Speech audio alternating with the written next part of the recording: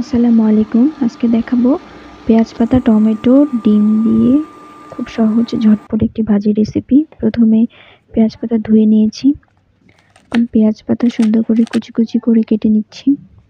এই পর্যায়ে দেখেন টমেটো কেটে নিয়েছি, পেঁয়াজ আর মরিচ কেটে নিয়েছি। এই পর্যায়ে চুলায় কড়াই বসিয়ে দিয়ে তেল গরম হওয়া পর্যন্ত অপেক্ষা করেছি। তারপরে দিচ্ছি পেঁয়াজ দিয়ে এরপরে দিচ্ছি কাঁচা মরিচ দিয়ে একটু হালকা ভেজে নেব, কাঁচা গন্ধটা যাওয়া পর্যন্ত ভাজা শেষ। এই পর্যায়ে দিচ্ছি সামান্য একটু লবণ। এখানে আমি ডিম দিয়ে ভেজে নেব, এই জন্য আপনারা ডিমের পরিমাণ অনুযায়ী সামান্য লবণ দিবেন, নয়তো ডিমের লবণ বেশি হয়ে যাবে। এভাবে নেড়ে চেড়ে ডিমটাকে ভেজে নিতে হবে। আমার ডিম ভাজা অলরেডি শেষের দিকে। আমি ছোট ছোট গুঁড়ো করে নিচ্ছি ডিমগুলোকে। এই পর্যায়ে দিয়ে দিচ্ছি টমেটো কুচি ভালোভাবে ডিমের সাথে মিক্স করে ভেজে নেব।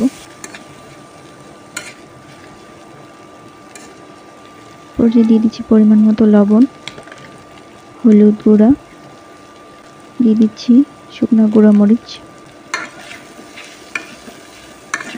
নেড়ে চেড়ে একটু হালকা ভেজে নেব।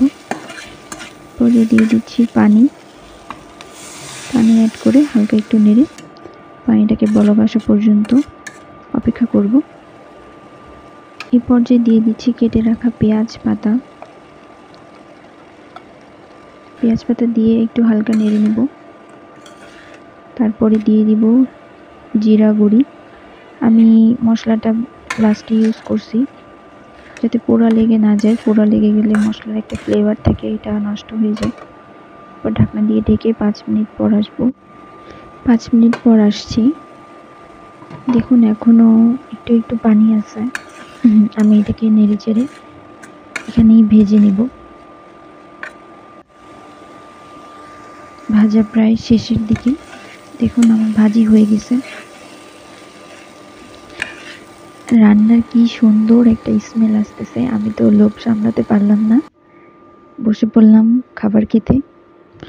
অত্যন্ত সহজ ও ঝটপট একটি ভাজি রেসিপি। রান্নার জন্য সময়ও লাগে খুব কম, আর স্বাদও অসাধারণ।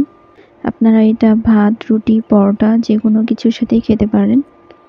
এমন নতুন নতুন ভিডিও পেতে অবশ্যই আমার ইউটিউব চ্যানেলটি সাবস্ক্রাইব করবেন, লাইক, কমেন্ট অ্যান্ড শেয়ার করবেন।